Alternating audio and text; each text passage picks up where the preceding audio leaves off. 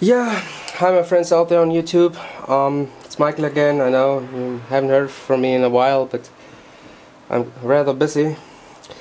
Today it's not about an electronic project of mine, it's more about the iPod 3G in this case, and an interesting discovery I made. And you know, paranoia is my lifestyle sorta, and I give you a little hypothesis about what I think is behind this. Okay, long story short, this morning I realized that the clock of the iPod says 1924 hours. Yeah, well, it's at least 4 or 5 minutes wrong. It's 5 minutes fast, and it's not acceptable to me. So what did I do? Oh, come on. I went to settings and said general, and here you can set up your date and time.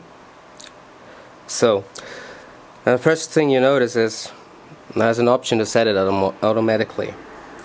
You have to disable this option in order to set the clock. I mean, as long as you're offline with this thing, the clock cannot be set automatically. It doesn't have a GSM module to retrieve the time from, which leaves only some time service like NTP, which is only available online. So the clock has to run completely nuts. Okay, I said, okay, let's check it out and set the time.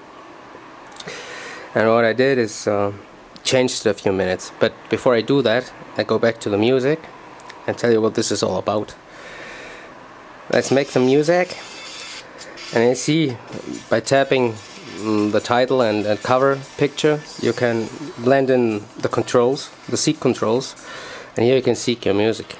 Okay, nothing special you say. Okay, now I go to settings again and correct the clock, say 5 or 4 minutes. Adjust, still 1831. Now let's change it to 38 or something. And yeah, okay, now it has the new time. Back to music. Okay, still works. Some might think if this thing realizes it's in front of a camera, this doesn't work. Talking about a paranoid mind. Let's do this again.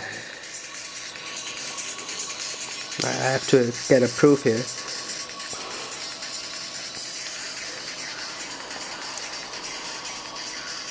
Set it to the correct time, somewhere around 1920.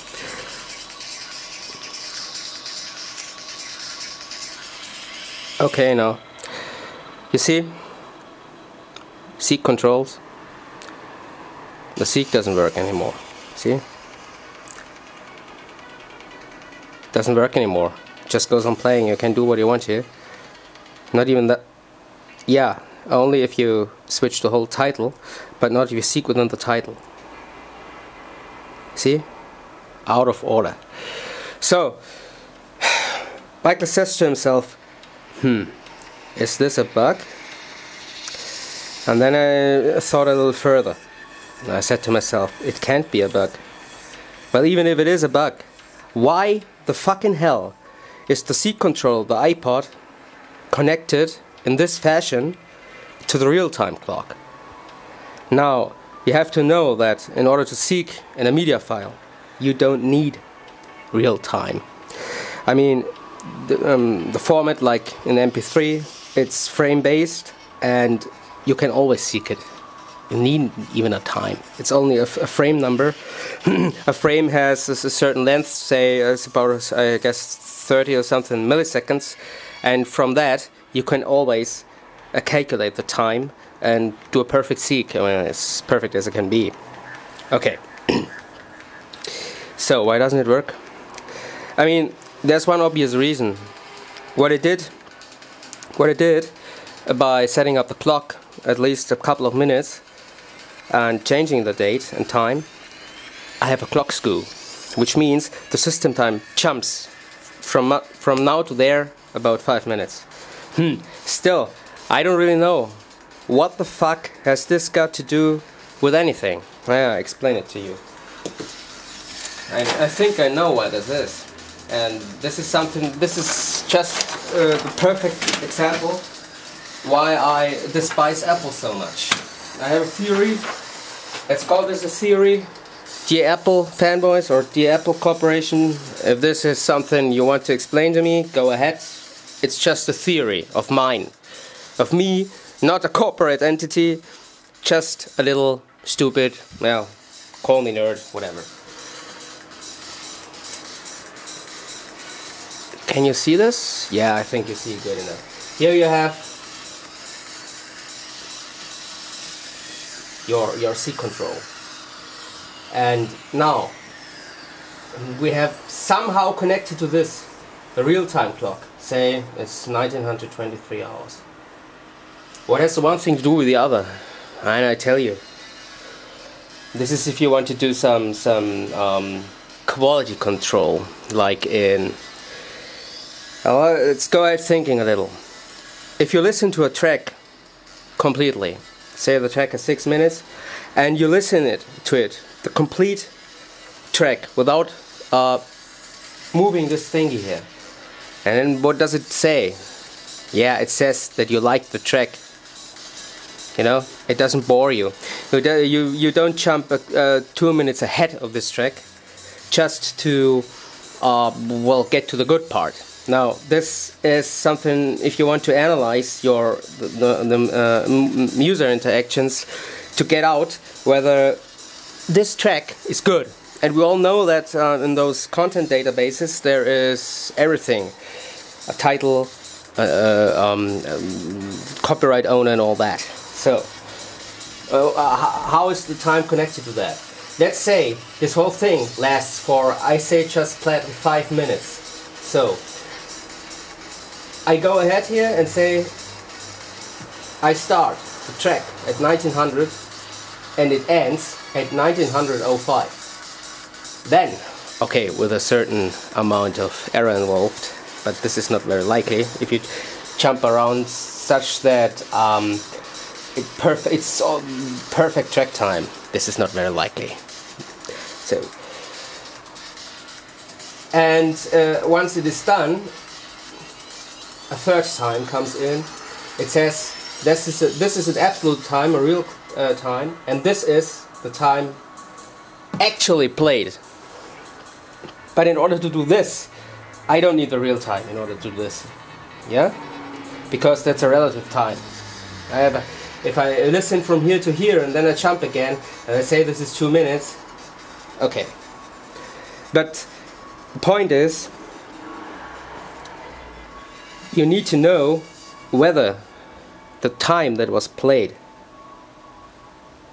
corresponds with the real time in the system. If I don't do that, yeah, well, I've got no real proof that you didn't do anything else in the meantime. Because, look, I explained it to you. If I pause here and I just count the playtimes, even the interrupted playtimes, then it will always be 5 minutes, because you press start again and then you listen to the rest. There's no way for me, for the system, to know that you paused it. Only one way. When did you start it? If it ends then, if you play it 5 minutes but it still ends at 1920, then I know that you did make a pause of 15 minutes. I wouldn't know this otherwise. Think about it a minute and you know it. So, this is why real time is connected to the SKU. Okay, I mean the C controls. Now comes the tricky part.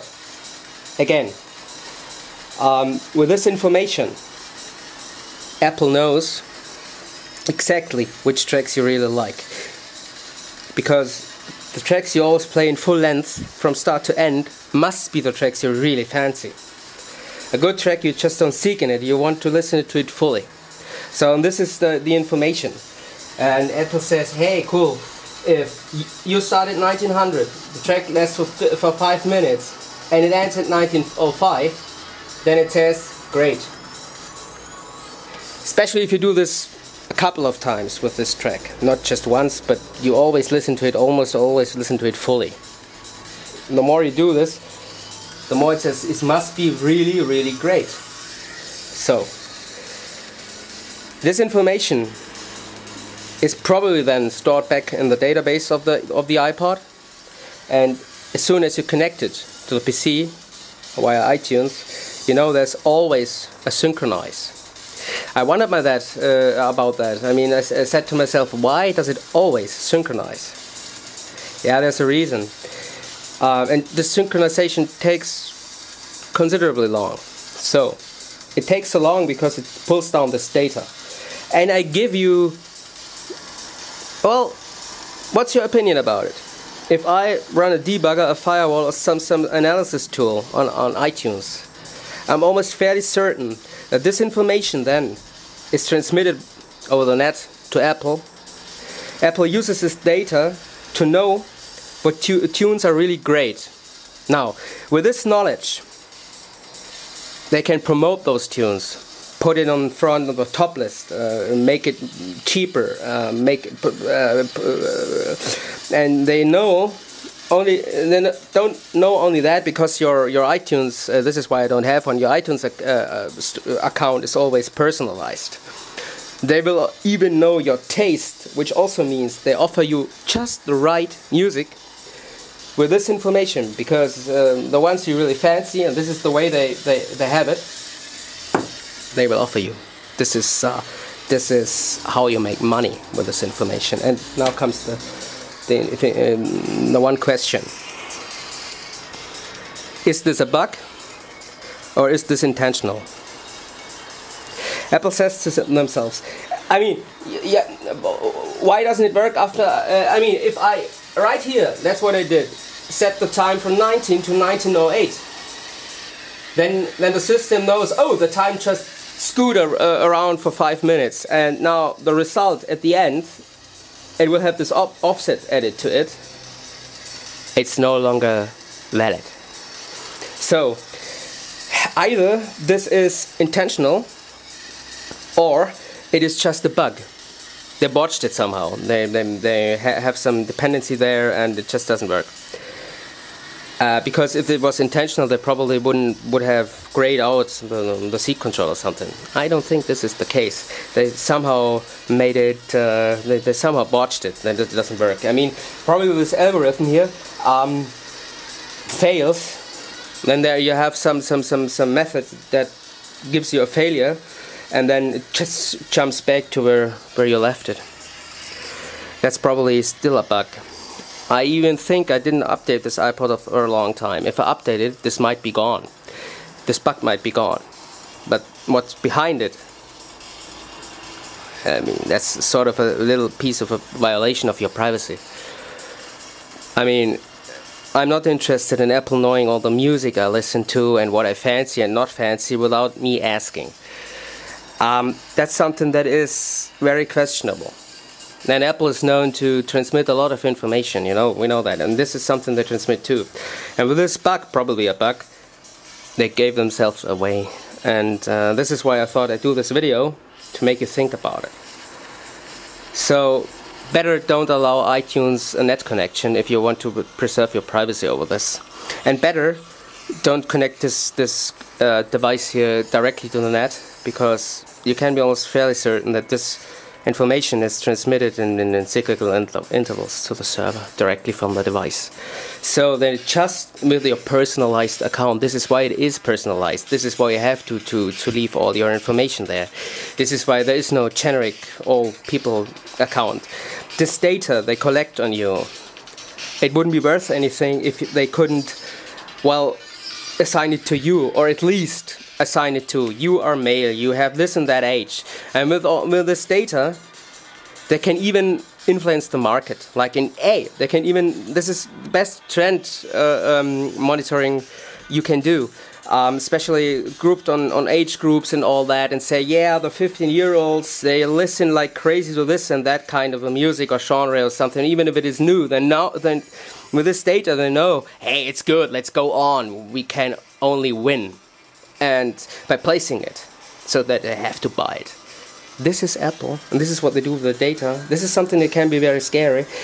Or it is all in my mind and it's just a useless bug and all I said is scraps. But there would be one way of proving it. I connect this thing to my iTunes software and look whether this stupid thing opens some socket to a server, and then I see what it transmits. And I think it is encrypted, but even if it is encrypted, it transmits something, and this is the usage data it collected from you. I give you, I'm not certain, but I'd appreciate your input. What do you think about it? I mean, this is no coincidence, is it? And this is something why I hate Apple. They screw with your mind. I mean, my mind being as paranoid as it is, maybe it's all in my mind, but think about this. Why would the fucking, sorry for the phrase, seek control be connected to the real time? This is the only explanation I've got. And why would it even fail if I have a SKU? Probably the algorithm detects the SKU. And then it says, oh my, yeah. Problem with the SKU is you never know. You can't just add this up because I can even set the time into the past somewhere, and this would, it's probably, I have to think about it, but it's probably not so easy to just calculate this out. And this is why the algorithm then fails, and this is why the seek control of your music fails. Yeah, that's Apple for you. Do well. We'll see us again soon if I have something new to offer you. I hope this was somehow interesting. See you soon, and have a nice day, a nice night, or whatever. And be careful with your Apple products.